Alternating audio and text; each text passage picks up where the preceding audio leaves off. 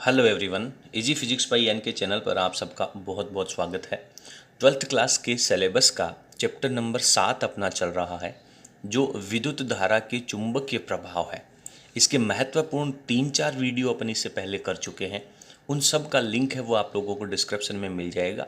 ये चैप्टर है वो बिल्कुल क्रमबद्ध है, हर एक टॉपिक को आपको क्रम के अनुसार पढ़ना होगा। ठीक है। इस चैप्टर का जो सबसे टफ माना जाने वाला टॉपिक है, जो बायो सावर्ट के नियम का अनुप्रयोग है, तो ये जो आज का डेरिवेशन है वो आपके बोर्ड एग्जाम की दृष्टि से बहुत महत्वपूर्ण है। और इस वीडियो के अंत में इस टॉपिक का जो रिजल्ट आएगा, उस रिजल्ट के ऊपर इसकी जो विभिन्न स्थितियां आएंगी, अलग अलग कंडीशंस आएंगी, वो आपके कंपटीशन एग्जाम की दृष्टि से, चाहे वो जेईई का एग्जाम हो, चाहे वो नीट का एग्जाम हो, चाहे अनदर कॉम्पिटिटिव एग्जाम्स हो, सबके लिए बहुत महत्वपूर्ण होने वाला है। तो आज का वीडियो आप एंड तक हमारे साथ बने रहिए। निश्चित रूप से आज आप बहुत कुछ यहाँ से सीख के जाएंगे। दूसरी बात, मैं आप लोगों को दावा करता हूँ कि अगर आप बहुत अच्छे तरीके से पूरे वीडियो को अगर ढंग से समझते हैं तो ये टॉपिक आज आपका बिल्कुल क्रिस्टल क्लियर हो जाएगा। अगर आप लोग हमारे चैनल पर नए हैं तो प्लीज़ चैनल को सब्सक्राइब कीजिए और उसके पास में दिए हुए बेल आइकन को प्रेस कीजिए, ताकि आगे आने वाली वीडियो की नोटिफिकेशन सबसे पहले आप लोगों को मिल सके। और वीडियो के एंड में अगर आप हमारे वीडियो को पसंद करते हैं तो प्लीज़ लाइक का बटन ज़रूर दबा के जाइए। चलिए, आज का अपना टॉपिक है वृत्ताकार धारावाही कुंडली की अक्ष पर चुंबकीय क्षेत्र। एक एक बात को अपन पढ़ते हैं। वृत्ताकार, एक वृत्त के आकार की धारावाही कुंडली, यानी उसमें विद्युत धारा प्रवाहित हो रही है। अच्छा, किसी कुंडली में जब धारा प्रवाहित होती है तो ओरस्टेड कहता है कि उसके चारों तरफ चुंबकीय क्षेत्र उत्पन्न होगा। उसके बाद में दाहिने हाथ के नियम के अनुसार आपने पढ़ा है कि यदि धारा की दिशा में मैं राइट हैंड की उंगलियों को रखूं तो अंगूठा उत्पन्न चुंबकीय क्षेत्र की दिशा को प्रदर्शित करता है। ये जितने भी इस वीडियो से पहले के टॉपिक हैं जिनको अपन कवर कर चुके हैं, वो पढ़े बिना आप इस टॉपिक को समझ नहीं पाएंगे। इसकी फंडामेंटल आप लोगों की क्लियर नहीं हो पाएंगी। तो प्लीज़ आपसे अनुरोध है कि डिस्क्रिप्शन में उन सभी वीडियो के क्रम के अनुसार लिंक दिए गए हैं, आप पहले उन वीडियो को तैयार कीजिए। उससे पहले अगर आप इस वीडियो को देखते हैं तो आप लोगों का टाइम और आप लोगों की एनर्जी वेस्ट होएगी। तो पहले आप प्लीज़ उनके फंडामेंटल क्लियर कीजिए, तभी आप लोगों को इस टॉपिक की हर एक बात के ऊपर फीलिंग आ पाएगी। चलिए, तो दाहिने हाथ के नियम के अनुसार अपन जानते हैं कि वृत्ताकार कुंडली में जब धारा प्रवाहित होगी तो अंगूठा जो है, जो इसके बीच में रखा हुआ है, वो चुंबकीय क्षेत्र की दिशा को व्यक्त करेगा। ठीक है। इससे पहले वाले वीडियो में अपन ने पढ़ा था कि वृत्ताकार कुंडली के केंद्र के ऊपर चुंबकीय क्षेत्र कितना उत्पन्न होता है। चलिए, मैं आप लोगों को थोड़ा सा एक प्रैक्टिकल डेमोन्स्ट्रेशन यहाँ पे दिखा देता हूँ कि ये मान लीजिए कि मेरे पास एक वृत्ताकार कुंडली है, इसमें एंटी क्लॉकवाइज करंट फ्लो हो रहा है। इस तरीके से धारा विद्युत जो अपनी घड़ी होती है उसके विपरीत दिशा में करंट फ्लो हो रहा है। तो यदि करंट विपरीत दिशा में फ्लो हो रहा है तो इस धारा की दिशा में मैं मुड़ी हुई अंगुलियों को रख लेता हूँ। इस तरीके से करंट इधर ही तो जा रहा है एंटी क्लॉकवाइज, तो इसके बीच का जितना भी पोर्शन है उसको अंगूठा व्यक्त करेगा। और अंगूठा किधर है? इस पृष्ठ के लंबवत बाहर की तरफ है। तो इसके अंदर प्रत्येक बिंदु पर जो चुंबकीय क्षेत्र होगा वो पृष्ठ के लंबवत बाहर की तरफ होगा। और इसके बाहर जितने भी पॉइंट्स हैं उन सब के ऊपर चुंबकीय क्षेत्र की दिशा है वो पृष्ठ के लंबवत अंदर की तरफ होगी। यदि सर मैं करंट की डायरेक्शन बदल दूं तो अब आपको अपना जो दाहिना हाथ है उसको कुछ इस तरीके से पकड़ना है कि घड़ी की दिशा में यदि करंट फ्लो हो रहा है तो उसी डायरेक्शन में मुड़ी हुई अंगुलियां होनी चाहिए। और अब ये जो अंगूठा है वो पृष्ठ के लंबवत ठीक नीचे की तरफ हो जाएगा। तो बीच वाले पोर्शन में चुंबकीय क्षेत्र अंदर की तरफ, नीचे की तरफ, और बाहर वाले पोर्शन में ये जितने भी बाहर का एरिया है इसमें चुंबकीय क्षेत्र है वो बाहर की तरफ हो जाएगा, यानी आपकी तरफ हो जाएगा। ठीक है। अब बात करते हैं कि सर इस कुंडली का एक्स कहाँ पे लें। तो इस कुंडली को मैं कुछ इस तरीके से रखता हूँ, इस बात को आप लोगों को समझना होगा। इस कुंडली को इस तरीके से रखा हुआ है और इसका डायग्राम भी अपन इसी तरीके से बनाएंगे। अच्छा, अब इस कुंडली का एक्स कहाँ है? सर इस कुंडली का जो एक्स है वो तो ये हो गया, यही तो एक्स। जैसे टायर के बीच में जो लगी हुई रोड होती है, टायर के बीच का जो एक्सल होता है वही तो इसका एक्स है। तो इस कुंडली को अपन कुछ इस तरीके से खड़ा रख देते हैं। अच्छा, कुंडली को जब आपने खड़ा रख दिया तो इसका तल कौन सा माना जाएगा? ये जो आपका कागज़ है इसमें इसे आप एक्स एक्स दिशा में कहते हो। यहाँ पे मैं डायग्राम बना लेता हूँ थोड़ा सा, आपको थोड़ा इजी हो जाए। ये मान लीजिए इसकी एक्स एक्स दिशा है, ठीक है ना। और यदि ये एक्स एक्स दिशा है तो इसके लंबवत ये कौन सी दिशा हो जाएगी? जिसे अपन वाई एक्स कहते हैं, और इसके दूसरी तरफ ये कौन सी दिशा हो जाएगी, जेड एक्स कहते हैं। कुछ इस तरीके की स्थितियाँ आपके पास हो जाएंगी। ये मेरी जो बीचली तर्जनी अंगुली है ये एक्स एक्स की दिशा को व्यक्त करती है, ये अंगूठा है ये वाई एक्स की दिशा को व्यक्त करता है, और ये जो मध्यमा है ये आपकी जेड एक्स की दिशा को व्यक्त करती है। तो अभी आपने इस कॉइल को, इस कुंडली को किस तरीके से रखा हुआ है, कुछ इस तरीके से रखा हुआ है, ठीक है। तो ये कौन से तल में रखी हुई है, तो ये कौन कौन से तल को प्रदर्शित कर रही है, तो एक्स तल का इसके अंदर कोई रोल नहीं है। ये एक तो आपकी जेड एक्स में रखी हुई है और ये वाई एक्स दिशा में रखी हुई है।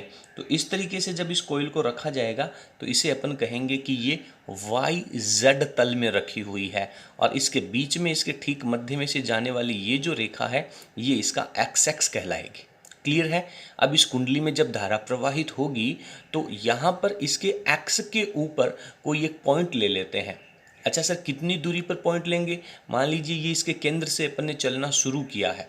हमेशा दूरी कहाँ से नापी जाएगी, केंद्र से नापी जाएगी। तो केंद्र से चलना शुरू किया है और ये मेरी जो अंगूठा है यहाँ तक जाना है, यहाँ पर मुझे कोई पॉइंट ले लेना है जिसके ऊपर मुझे चुंबकीय क्षेत्र निकालना है। तो ये जो दूरी है इसको अपन यहाँ पे लिख देंगे कि कितनी दूरी के ऊपर। मान लीजिए इस दूरी को अपन x कह देते हैं, तो x दूरी के ऊपर मुझे चुंबकीय क्षेत्र निकालना है। ये x दूरी की वैल्यू बढ़ भी सकती है, आप घटा भी सकते हैं, जो अपन आगे चल करके विभिन्न स्थितियों के अंदर प्रदर्शित करेंगे। अब इस कुंडली को मैं इतना वृत्ताकार नहीं बनाऊंगा, क्योंकि इतना यदि वृत्ताकार आप बना देते हैं तो ये आपका एक्स जेड तल के अंदर हो जाती है। मुझे इस कुंडली को इस तरीके से खड़ा प्रदर्शित करना है, तो इसका जो डायग्राम है वो अपन कुछ इस तरीके से बनाएंगे।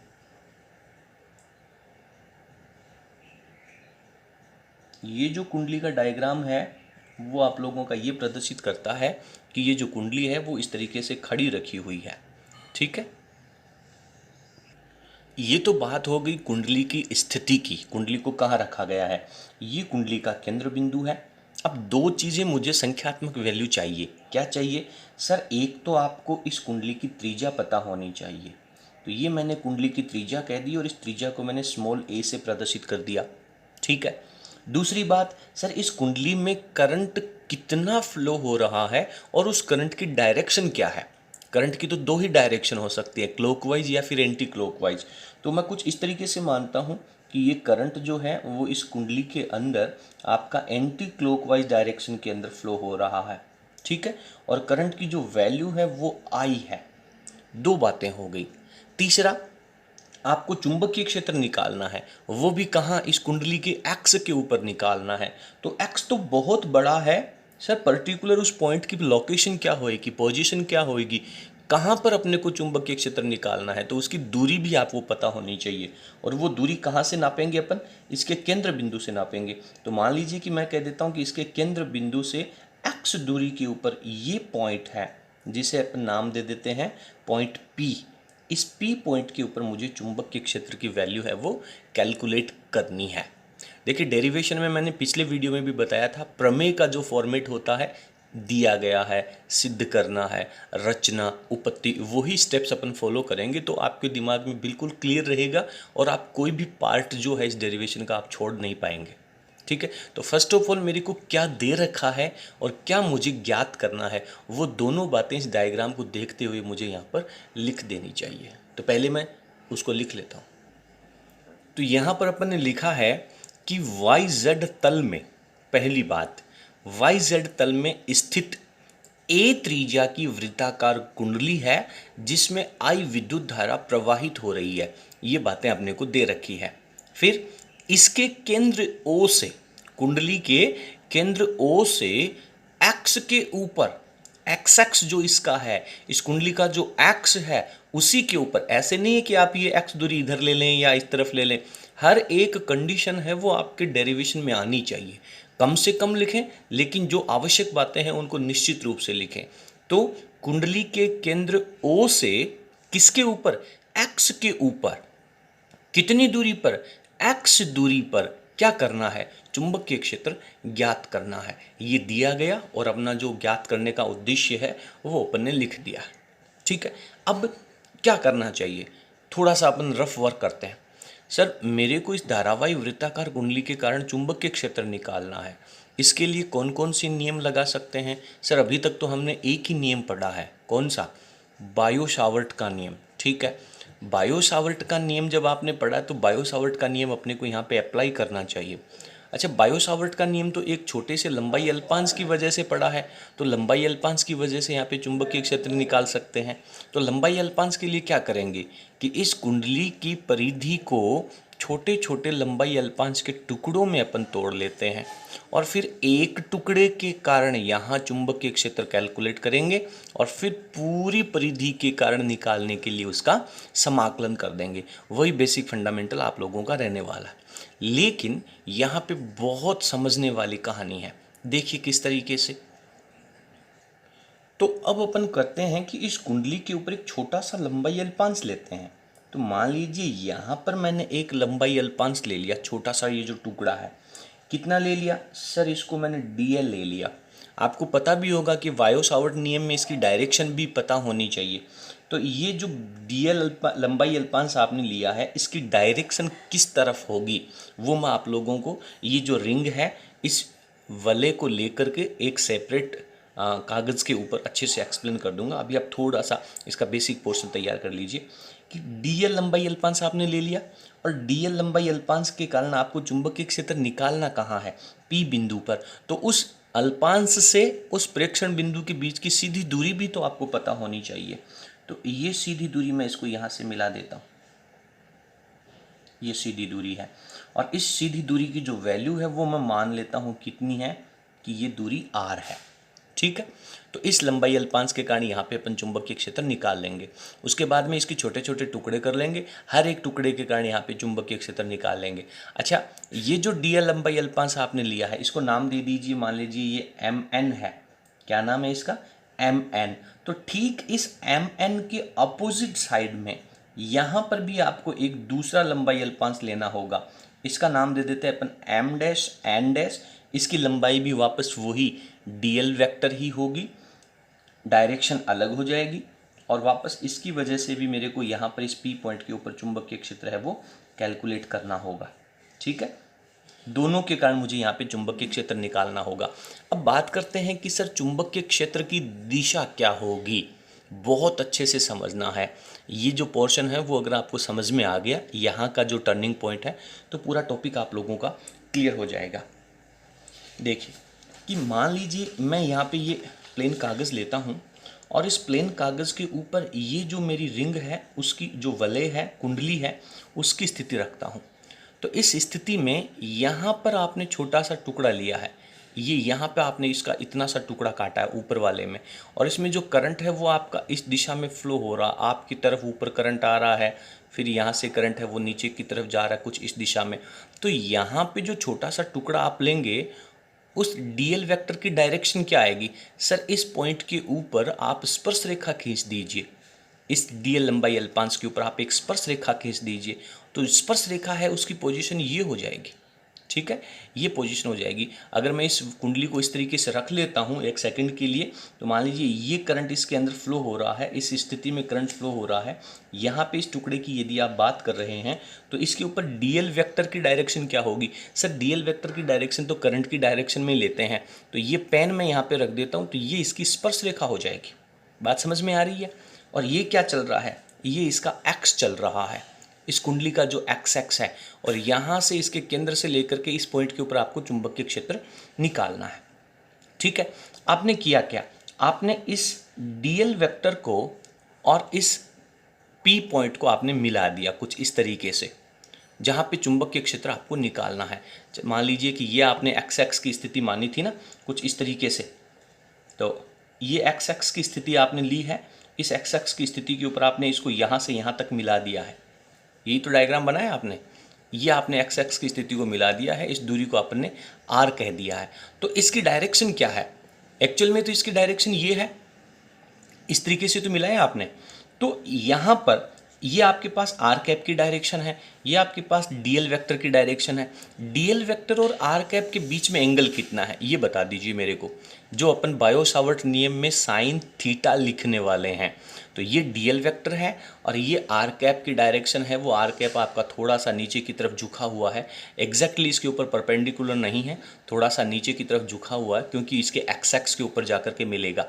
लेकिन डीएल वेक्टर के और आर कैप के बीच में एंगल कितना है सर? यहाँ तो एंगल 90 डिग्री का है। ठीक है, वापस अपन अपने नोट्स के अंदर आ जाते हैं। तो यहाँ पे ये जो डीएल वेक्टर लिया है इसकी डायरेक्शन इसकी स्पर्श रेखा के अंदर है और ये आपके पास जो आर कैप की डायरेक्शन है, तो डीएल वेक्टर में और आर कैप के बीच में 90 डिग्री का एंगल है। देखिए ये जो डायग्राम है वो आपका 2D का डायग्राम है और रियल में इसका 3D की इमेज बनेगी।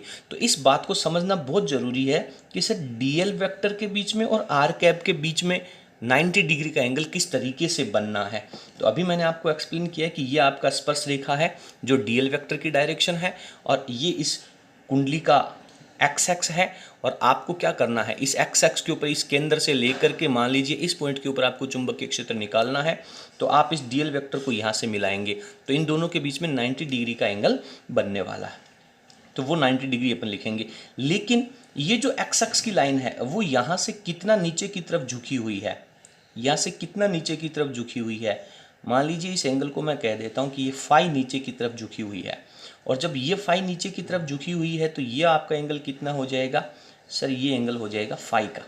ठीक है, अब मेरे को ये बताइए कि इस करंट की वजह से इस पी पॉइंट के ऊपर जो चुंबकीय क्षेत्र उत्पन्न होगा वो किधर की तरफ होगा, ये बात आपको समझनी है। इस डीएल लंबाई अल्पांश के कारण पी पॉइंट पर जो चुंबकीय क्षेत्र उत्पन्न हो रहा है उसकी दिशा किधर है? आपने पढ़ा है कि चुंबकीय क्षेत्र जो है वो डीएल वेक्टर की और इस आर कैप की डायरेक्शन जो है दोनों के परपेंडिकुलर होता है, क्योंकि डीबी में आप लिखते हो mu naught I d l vector cross r cap. तो डीएल वेक्टर की डायरेक्शन और आर कैप की जो डायरेक्शन है उन दोनों का सदिश गुणनफल है तो उनके परपेंडिकुलर डायरेक्शन में आएगा। तो इनकी जो परपेंडिकुलर डायरेक्शन है वो आपकी रह जाएगी ये वाली। ध्यान से समझना मेरी बात को, ये जो पहला टुकड़ा है इसकी वजह से यहाँ पे जो डीबी आ रहा है वो dB1 कह देता हूँ मैं यहाँ पर। ठीक है, और ये एंगल कितना बनाएगा? ये इस कागज़ का लंबवत तल है, इस कागज़ के लंबवत तल के साथ में ये एंगल थीटा है तो ये एंगल भी आपका आगे की तरफ झुक जाएगा, थीटा। अच्छा, ये आगे की तरफ क्यों गया सर? परपेंडिकुलर की स्थिति तो ये है क्योंकि ये जो आर कैप की डायरेक्शन है वो आर कैप की डायरेक्शन, अच्छा फाई एंगल लिया है ना अपने, तो ये एंगल आपका फाई होगा। तो जितना ये आर कैप नीचे की तरफ झुकेगा उतना ये जो परपेंडिकुलर की स्थिति है, जैसे मान लीजिए इस तरीके से था, ये आपके आर कैप की डायरेक्शन है तो डीबी वेक्टर है वो इसके परपेंडिकुलर होगा। और आपने क्या कहा है कि सर आर कैप है वो तो थोड़ा सा नीचे की तरफ झुका हुआ होगा। देखिए इस तरीके से, अगर आपका आर कैप की डायरेक्शन ये होती तो डीबी वेक्टर की डायरेक्शन है वो आपकी ये होती, लेकिन धीरे धीरे आर कैप है वो नीचे की तरफ झुक रहा है। तो जितना आर कैप नीचे की तरफ झुकेगा उतना ही डीबी वेक्टर है वो आगे की तरफ चला जाएगा, बिकॉज आर कैप की और डीबी वेक्टर की जो डायरेक्शन है वो हमेशा एक दूसरे के परपेंडिकुलर रहनी है। बायो सावर्ट नियम में फॉर्मूले में अपने को ये बात नजर आती है। डीएल वेक्टर तो आपका इस तरफ है तो डीएल वेक्टर के तो डीबी डेफिनेटली परपेंडिकुलर है ही सही, तो ये बात आपको बहुत अच्छे से समझनी होगी। तो ये एंगल फाई है, ये एंगल फाई है, तो यहाँ वाला एंगल फाई बनेगा। देखिए कल मैंने आप लोगों को कहा था कि एग्जाम्पल नंबर 2.4 है, उसमें और इसमें अधिकतर बातें समानताएं हैं, लेकिन यहाँ थोड़ी सी आपको असमानता नजर आएगी। उसमें क्या था, इस एक्स एक्स के साथ बनने वाला एंगल था वो आपको थीटा लिया हुआ था। ये एंगल आपने थीटा लिया है तो यहाँ सामने वाला एंगल थीटा लिया था आपने, पर इस अब की बार इसमें जो परपेंडिकुलर की स्थिति है वो एंगल आपका थीटा या फाइस जिससे भी आप इसे प्रदर्शित कर रहे हो रहने वाला है। सिमिलरली ये जो छोटा सा अल्पांश एम डैश एन डैश है इसकी वजह से जो चुंबकीय क्षेत्र होगा, जितना ये खुद नीचे की तरफ झुका हुआ है, मान लीजिए ये भी फाई नीचे की तरफ झुका हुआ है, तो ये वाला एंगल भी आपका फाई हो जाएगा। तो जितना ये फाई है तो उतना ही ये आगे की तरफ झुक जाएगा। तो इसका जो डीबी वेक्टर आएगा, ये डीबी वेक्टर इस तरफ आ जाएगा, तो इसको मैं dB2 कह देता हूँ, dB2 वेक्टर। ठीक है, तो और इसके बीच वाला एंगल भी कितना हो जाएगा, फाई हो जाएगा। अब अपन बात करेंगे कि सर db1 वेक्टर को हटा दीजिए, इसकी संख्यात्मक बात कहते हैं। तो db1 का मान और db2 का मान दोनों का संख्यात्मक वैल्यू बराबर है। अब आप इनको घटकों में तोड़िए तो आप जानते हैं कि जिसके साथ एंगल थीटा या फाई दिया होता है वो हमेशा कोश का घटक होता है। तो ये हो जाएगा आपके पास db1 कॉस थीटा, और ये इसका परपेंडिकुलर घटक हो जाएगा, ये हो जाएगा db1 साइन थीटा। इसी प्रकार से दूसरा ले लीजिए, इसको भी आप घटकों में तोड़ दीजिए तो ये हो जाएगा आपके पास db2 कॉस थीटा नहीं है, ये फाई आएगा क्योंकि एंगल आपने फाई लिया है, कॉस फाई। और ये क्या हो जाएगा इसका db2 साइन फाई। ठीक है, अब अपन आगे db1 और db2 की वैल्यू लिखेंगे। अपन कहेंगे कि ये दोनों बराबर हैं, तो db1 cos फाई और db2 cos फाई परिमाण में बराबर, डायरेक्शन में अपोजिट होने के कारण कैंसिल हो जाएंगे, और इनका ये जो क्षैतिज घटक है वो प्लस हो जाएगा, और इसकी वजह से परिणामी चुंबकीय क्षेत्र आने वाला है। अब थोड़ी सी इस डायग्राम की अपन कहानी है वो नीचे लिख लेते हैं। हाँ, यहाँ पे अपने व्हाट्सअप नंबर आप लोगों को नज़र आ रहे हैं, किसी प्रकार का कोई परेशानी हो, कोई क्वेश्चन में क्यूरी हो तो आप हमें मैसेज कर सकते हैं। तो पहले मैं इस डायग्राम का और कहानी लिख लेता हूँ। आप जब नोट्स लिख रहे हैं तो पहली बार में आप प्लीज़ पूरे वीडियो को एक साथ बिना नोट्स लिखे देखिए, अच्छे तरीके से समझिए। उसके बाद जब आप एक बार इस पूरे वीडियो को अच्छे तरीके से समझ लेते हैं तो दूसरी बार आप इस पूरे वीडियो को नोट्स बनाते हुए लिखिए। बार बार स्क्रीन को पॉज करते चलिए और इसके नोट्स बनाते चलिए। ठीक है, चलिए यहाँ पे मैंने लिखा है कि चुंबकीय क्षेत्र ज्ञात करने के लिए लंबाई अल्पांश dl वेक्टर लेते हैं। मैंने एक लंबाई अल्पांश की कहानी यहाँ पे लिखी है, dl वेक्टर लेते हैं जिसकी बिंदु P से दूरी कितनी है, स्मॉल r है। ये बात भी मैंने यहाँ पे शॉर्ट एंड स्वीट लिख दी है। अब मुझे क्या करना है, बायो-सावर्ट का नियम लगाना है। तो बायो-सावर्ट का नियम क्या कहता है कि सर बायो-सावर्ट नियम कहता है कि db vector is equals to mu naught I upon 4 pi. उसके बाद में अपन लिखते हैं dl vector cross r cap, और बटा में आप लिखते हैं r स्क्वायर। यही तो लिखा जाता है। क्लियर है? इसमें किसी तरीके की कोई परेशानी हो तो आप हमें बता सकते हैं। इसके बाद में ये मुझे यहाँ से क्रॉस हटाना है, तो मैं लिखूँगा कि mu naught I dl sine theta upon 4 pi r का स्क्वायर। ठीक है, अब आप मुझे बताइए कि थीटा कितना है। इस बात को आप अच्छे से समझिए, मैंने आपको बहुत क्लियर कर दिया है कि dl में और r कैप के बीच में जो एंगल है थीटा, चूँकि theta is equals to 90 degree, then sine 90 की जो वैल्यू होती है दैट इज इक्वल्स टू 1, इसलिए मेरे पास जो db की वैल्यू आ जाएगी, यहाँ पर मैं वेक्टर नहीं लगाऊं तो बेहतर रहेगा, क्योंकि एक पोर्शन में मैंने यहाँ पे लिख दिया है, अगले पोर्शन में यहाँ पे ये वेक्टर नहीं आ रहा है। तो इस बात को आप नेक्स्ट स्टेप में लिखेंगे और दैट टाइम db के बराबर लिखना चाहिए, क्योंकि यहाँ पे यदि आपने वेक्टर लिखा है तो यहाँ पर भी आपको वेक्टर का फॉर्मेट लिखना होगा। ठीक है, तो ये जो लाइनें हैं इनको आपको 2 लाइनों में लिखना चाहिए। पहली बार db वेक्टर लगा करके लिखेंगे, और दूसरी बार ये केवल इसका संख्यात्मक मान है तो केवल db के बराबर लिखेंगे। ठीक है, तो थीटा के बराबर मैंने 90 लिखना है, तो ये मेरे पास वैल्यू हो जाएगी कि सर db बराबर mu naught I dl, sine 90 की वैल्यू अपन लिखेंगे 1, और बटा में रह जाएगा आपके पास 4 पाई r स्क्वायर। तो ये अपने पास एक लंबाई अल्पांश के कारण चुंबकीय क्षेत्र आ गया। ठीक है, इसके बाद में अपन ने इनको घटकों में तोड़ रखा है। क्षैतिज घटक लिखा हुआ है, ऊर्ध्वाधर घटक लिखा हुआ है, फाई के साथ वाला घटक है, ये आपका परपेंडिकुलर घटक है। तो अब अपन क्या लिखेंगे कि सर db1 और db2 दोनों की संख्यात्मक वैल्यू बराबर है, केवल डायरेक्शन अलग है। तो जब इन्हें अपन घटकों में तोड़ेंगे तो ये ऊर्ध्वाधर घटक है वो एक दूसरे को कैंसिल कर देंगे, और क्षैतिज घटक है वो एक दूसरे के प्लस हो जाएंगे, जुड़ जाएंगे। तो इसके लिए अपने को करना क्या होगा कि अपने को 2 लंबाई अल्पांश अपने यहाँ पे लिए हैं, इन दोनों की कहानी थोड़ी सी अपने को यहाँ पर लिखनी होगी। ये ऊर्ध्वाधर घटक जो कैंसिल हो रहे हैं उनको भी लिखना है, और क्षैतिज घटक जो जुड़ रहे हैं उनके बारे में भी अपने को यहाँ पे थोड़ा सा कहानी लिखनी चाहिए। ठीक है, बात आपको क्लियर है कि mn वेक्टर के कारण और m डैश n डैश जो लंबाई अल्पांश है उन दोनों के कारण ये db1 और db2 वेक्टर यहाँ पे क्रिएट हो रहे हैं। तो तो इन दोनों की कहानी मैं यहाँ आपको थ्योरेटिकल लिख देता हूँ, जब आप उसको पढ़ेंगे तो आपको पूरी कहानी समझ में आ जाएगी। अपन ने पहले भी इसको एक्सप्लेन कर लिया है। तो यहाँ पे अपन ने लिखा है कि लंबाई अल्पांश जो एम डैश एन डैश और एम एन है, दोनों के क्रम में आप आगे पीछे लिख सकते हैं, के कारण उत्पन्न जो चुंबकीय क्षेत्र है वो db1 वेक्टर db2 वेक्टर बराबर है। अब डायरेक्शन दोनों की बराबर नहीं है, केवल संख्यात्मक मान बराबर है, इसलिए अपन ने दोनों के मोड लगा दिया है। ठीक है, अब इन्हें घटकों में वियोजित करने पर, इन्हें कॉस और साइन के रूप में चेंज करने पर ऊर्ध्वाधर घटक जो है, जो आप लोगों का परपेंडिकुलर घटक है कोस वाला, वो ऊर्ध्वाधर घटक समान परिमाण एवं विपरीत दिशा में होने के कारण एक दूसरे को निरस्त कर देते हैं या निरस्त हो जाते हैं।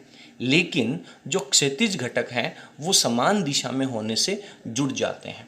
अब दोनों को जब आप समान डायरेक्शन में लिखेंगे तो दोनों जब प्लस हो जाएंगे, तो अब एक सेकंड मेरी बात को थोड़ा ध्यान से सुनना कि इस अकेले के कारण जो यहाँ पे क्रिएशन हुआ है वो db साइन फाई है और दूसरे के कारण जो है वो db साइन फाई है। यदि आप दोनों को जोड़ना चाहें तो आपको लिखना होगा 2db साइन फाई। लेकिन जब आप इस पूरी वलय का समाकलन करेंगे तो इसका आधा पोर्शन ही रह जाएगा, क्योंकि आधा टुकड़ा ऊपर वाला आधा टुकड़ा नीचे वाला, इन दोनों का प्रभाव तो यहाँ पे क्रिएट हो गया। तो इसलिए मैं क्या करता हूँ कि ये जो एम डैश एन डैश की कहानी है ये केवल ये समझाने के लिए लिखी है मैंने कि ये निरस्त हो जाएंगे, ये जुड़ जाएंगे। लेकिन जब इस पूरे का समाकलन करेंगे दैट टाइम अपन इसका केवल एक ही भाग रख लेते हैं, db साइन फाई रख लेते हैं। ये db साइन फाई सिर्फ एक टुकड़े के कारण है, पूरी वलय के कारण निकालना है तो इसके लिए आपको पूरी वलय का समाकलन कर देना है। ठीक है, तो मैं यहाँ पे जुड़ने वाली कहानी आपने लिखी है, लेकिन अपन सिर्फ इसका प्रभाव क्षेत्र जो होगा वो db साइन फाई लिखेंगे। तो इस dl लंबाई अल्पांश की वजह से जो चुंबकीय क्षेत्र प्रभावी रह गया, हालांकि उत्पन्न तो db1 वेक्टर हुआ था, लेकिन उसका कोस घटक है वो तो दूसरे वाले से निरस्त हो जाएगा। ऐसे हर विपरीत दिशा के जो टुकड़े हैं उन सब का जो क्षैतिज घटक है वो तो निरस्त कर देगा, केवल प्रभावी रूप है वो इसका क्षैतिज घटक db साइन फाई वाला ही रहना है। ठीक है, तो अब इस अकेले के कारण प्रभाव क्षेत्र हो गया इसका db साइन फाई, और इस प्रकार से पूरी वलय का यदि अपने को निकालना है तो इसका समाकलन करेंगे। आगे चलते हैं। अब मैं साथ में यहाँ पे लिखता जाता हूँ, क्या लिखना अपने को, संपूर्ण कुंडली के कारण, संपूर्ण कुंडली के कारण कुल चुंबकीय क्षेत्र कितना लिखें सर, dB का इंटीग्रेशन कर दीजिए और आपके पास यहाँ पे वैल्यू कितनी आई है, ये वैल्यू आई है sir dB sine phi, dB1 लिख देता हूँ, dB1 का साइन फाई, क्योंकि इसका प्रभाव क्षेत्र तो केवल dB1 का साइन फाई ही है एक टुकड़े के कारण, तो पूरे के कारण निकालना होगा तो इसका समाकलन करना होगा। तो ये आ गया मेरे पास b की वैल्यू और यहाँ पे इंटीग्रेशन लगा के dB1 की वैल्यू रख दीजिए जो आपके पास यहाँ पे आ रही थी। dB की वैल्यू कितनी आई थी आपके पास यहाँ पे, इसको आप dB1 कह दीजिए। ठीक है, dB1 कह दें या 2 कह दें, दोनों की वैल्यू बराबर ही है। तो इसको मैं dB1 की जगह रिप्लेस करूँगा तो ये मेरे पास हो जाएगा म्यू नॉट आई dl अपॉन 4πr², और यहाँ रह जाएगा मेरे पास साइन फाई। मुझे यहाँ से साइन फाई की वैल्यू लिखनी है, तो साइन फाई की वैल्यू लिखने के लिए अपन यहाँ पे चलते हैं इस डायग्राम के अंदर। तो डायग्राम में ये मेरे पास जो फाई वैल्यू है ये इस ट्राइंगल के अंदर है और इसके सामने का जो भुजा होगी वो लंब का काम करेगी, तो a इसका लंब हो जाएगा। और अपन जानते हैं कि साइन फाई में लंब बटे कर्ण होता है, तो a अपॉन r की वैल्यू हो जाएगी। और r कितना है, r कितना है, इस ट्राइंगल का जो कर्ण है वो हो जाएगा लंब और आधार का स्क्वायर का योग, तो a square plus x square का रूट अपन r के बराबर लिख पाएंगे। ठीक है, तो यहाँ पे साइन फाई की वैल्यू लिखूंगा मैं a/r। तो चलिए एक लाइन अपन यहाँ पे लिख लेते हैं, साइन फाई की वैल्यू क्या हो जाएगी अपने पास, इसको मैं आप चाहें तो मैं यहीं लिख लेता हूँ, इंटीग्रेशन म्यू नॉट आई dl अपॉन 4πr², ये हो गया a/r। ठीक है, अब आप इसको कंक्लूड कर लीजिए। तो dB हो गया मेरे पास, इसमें से कांस्टेंट वैल्यू म्यू नॉट आई है, a भी कांस्टेंट है, बटा में 4πr³ हो जाएगा, ये बाहर आ जाएगा और सिर्फ अंदर किसकी वैल्यू रह जाएगी, dl की वैल्यू रह जाएगी। dl इस छोटे से टुकड़े का समाकलन करना है, पूरा समाकलन करना है, तो dl की वैल्यू l आनी चाहिए और l है वो पूरी परिधि की लंबाई है। तो पूरी परिधि की जो लंबाई हो जाएगी वो अपने पास होता है 2πr, r का मतलब त्रिज्या, और यहाँ पे आपने त्रिज्या कितनी ली है, a ली है। तो dl का जो समाकलन जब आप लिखेंगे तो वो लिख देंगे अपन 2πa। चलिए नेक्स्ट पेज में चलता हूँ मैं। तो अपने पास इसकी वैल्यू हो जाती है b बराबर, क्या लिखा था आपने सर, म्यू नॉट I, इसके बाद में a लिखा था आपने, बटा में आपके पास 4πr का क्यूब आया है और dl का समाकलन हो जाएगा सर 2πr, r का मतलब त्रिज्या और त्रिज्या यहाँ पे अपन ने a ली है। इसको आप कंक्लूड कर लीजिए। तो b बराबर म्यू नॉट I a का स्क्वायर, 2π से ये 2π नीचे वाला कैंसिल कर दीजिए तो आपके पास यहाँ पे नीचे सिर्फ 2 रह जाएगा और r की पावर क्यूब चल रहा है। तो मैं यहाँ रेफरेंस डाल देता हूँ, क्योंकि r है that is equals to a² plus x² होता है, तो इसकी पावर 3 है। तो r की जगह सिर्फ मैं ये लिख लेता हूँ a² प्लस x² और अंडर रूट को क्या लिखते हैं अपन, 1/2 लिखते हैं और इसकी खुद की पावर कितनी चल रही है, 3 चल रही है। तो यहाँ पे a² प्लस x² की पावर कितनी हो जाएगी, 3/2 हो जाएगी और ये इसका रिजल्ट आ जाता है। किसी धारावाही वलय के x पर चुंबकीय क्षेत्र कितना होता है उसका फॉर्मूला आ जाता है। ठीक है, b is equals to mu naught I a² upon 2a² plus x² की पावर 3/2। अब विशेष नोट हैं इसके, 1-2 नोट मैं आप लोगों को यहाँ पे लिख देता हूँ। यदि कुंडली में, पहला नोट तो वही है, कुंडली में राउंड की जो संख्या है, फेरों की जो संख्या है वो अपने पास मान लीजिए कैपिटल N है, तो चुंबकीय क्षेत्र कितना हो जाएगा सर, एक फेरे के कारण जो है उसको अपन N से मल्टीप्लाई कर देंगे तो आपके पास वही वैल्यू आ जाएगी a² प्लस x² की पावर 3/2। तो n फेरों की वजह से निकालना है तो इसको अपन नंबर ऑफ राउंड से मल्टीप्लाई कर देंगे, n से मल्टीप्लाई कर देंगे, तो इस तरीके से आपके पास इसका ये रिजल्ट आ जाता है। ठीक है, यदि आप इसको वेक्टर फॉर्म में लिखना चाहते हैं, वेक्टर फॉर्म के अंदर लिखना चाहते हैं, तो वेक्टर फॉर्म में यदि लिखना है तो यहाँ पे वेक्टर लगाएंगे और अभी आपने देखा है कि जो परिणामी चुंबकीय क्षेत्र आ रहा है उसका केवल क्षैतिज घटक बचा हुआ था, ऊर्ध्वाधर घटक तो निरस्त हो जाता है। और क्षैतिज घटक कौन कौन सा, x आपने लिया था, वीडियो के स्टार्टिंग में आपने पढ़ा था, तो उसे तो सर हमने x डायरेक्शन कहा था और x डायरेक्शन यदि आपने कहा है तो यहाँ पे आपके पास आई कैप अपने को लिखना होगा। जैसे आप आई कैप लिखेंगे तो बी वेक्टर की जो वैल्यू है वो वेक्टर फॉर्म के अंदर आ जाएगी। क्लियर है? अब तो इस तरीके से आज अपने वीडियो की लंबाई बहुत ज़्यादा हो जाएगी, इसलिए आज के टॉपिक को अपन यहीं फिनिश करते हैं। कल का टॉपिक जब अपन शुरू करेंगे तो डायरेक्ट यहाँ से शुरू करेंगे कि धारावाही वलय के एक्स पर किसी बिंदु पर चुंबकीय क्षेत्र की जो वैल्यू है वो अपनी इतनी होती है। अब विभिन्न स्थितियों के द्वारा इसके और रिजल्ट निकालेंगे जो कि कंपटीशन एग्जाम की दृष्टि से बहुत महत्वपूर्ण होने वाले हैं। ठीक है, तो यदि आपको हमारा वीडियो पसंद आया हो तो प्लीज़ आप इसे लाइक ज़रूर कीजिए, चैनल को सब्सक्राइब कीजिए और अपने फ्रेंड्स के साथ शेयर करना ना भूलें। बहुत बहुत धन्यवाद। Thank you.